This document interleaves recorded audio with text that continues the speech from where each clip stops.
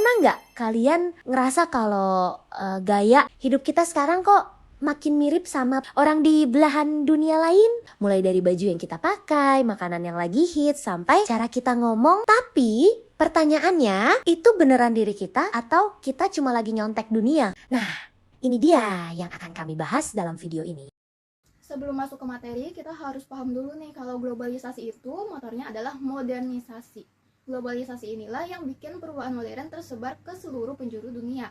Tapi setiap kemudahan dari globalisasi ini tuh pasti muncul sebuah masalah sosial, mulai dari rusaknya tatanan lama, dominasi budaya asing, sampai kesenjangan digital, serta krisis identitas. Di video ini, kelompok kami akan fokus membahas krisis identitas.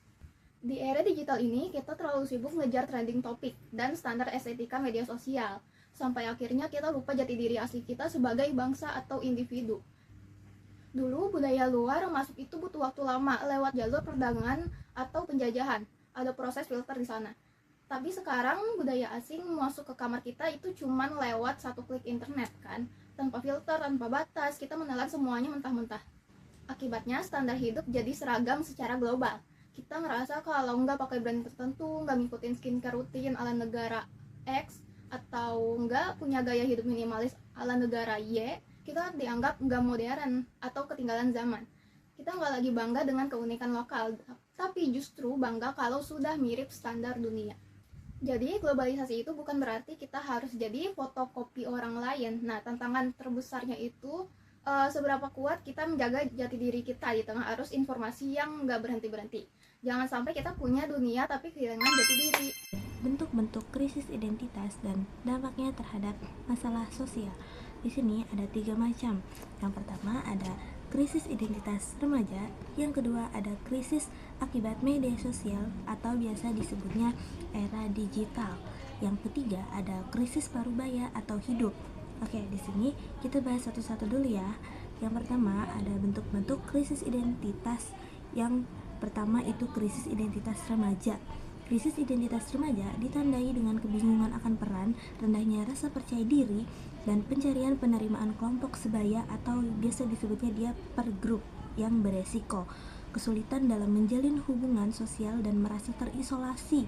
Hal ini dapat menyebabkan identitas diri yang rapuh, kesulitan membangun relasi yang sehat, sehingga meningkatnya resiko gangguan kecemasan, depresi, atau perilaku beresiko yang tidak ditangani dengan baik. Lalu yang kedua, ada bentuk-bentuk krisis identitas, yaitu yang krisis akibat media sosial atau biasa disebutnya era digital. Jadi dia itu timbulnya tekanan perbandingan sosial, kebutuhan validasi eksternal, dan standar hidup semu. Peningkatan tingkat kecemasan, depresi, dan standar kesehatan mental lainnya akibat perbandingan sosial, penggunaan filter, dan seharusnya mengikuti tren dapat menyebabkan seseorang merasa tidak cukup baik apa adanya.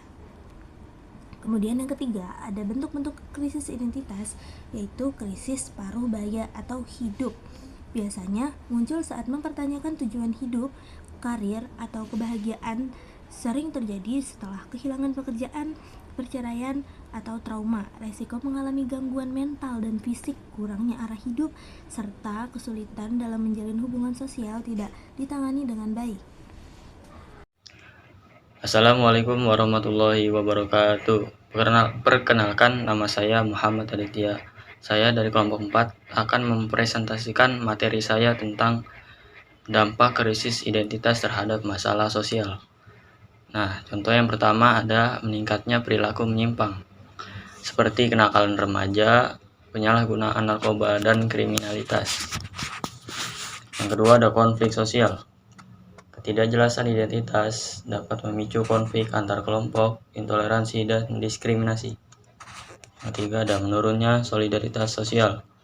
Contohnya individu cenderung individualistis dan kurang peduli terhadap lingkungan sekitar. Oke, itu saja yang bisa saya sampaikan.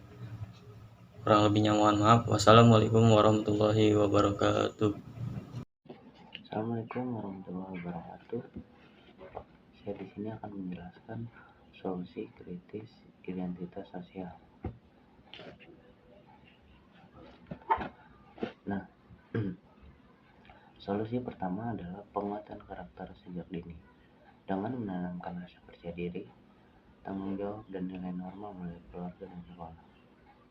Kedua, kebijakan menggunakan media sosial agar tidak mudah membandingkan diri dengan orang lain atau mencari pengakuan berlebihan. Ketiga, bergabung dengan komunitas positif yang membentuk identitas sosial yang sehat. Keempat, dukungan keluarga dan lingkungan sangat penting agar seseorang merasa diterima dan dihargai.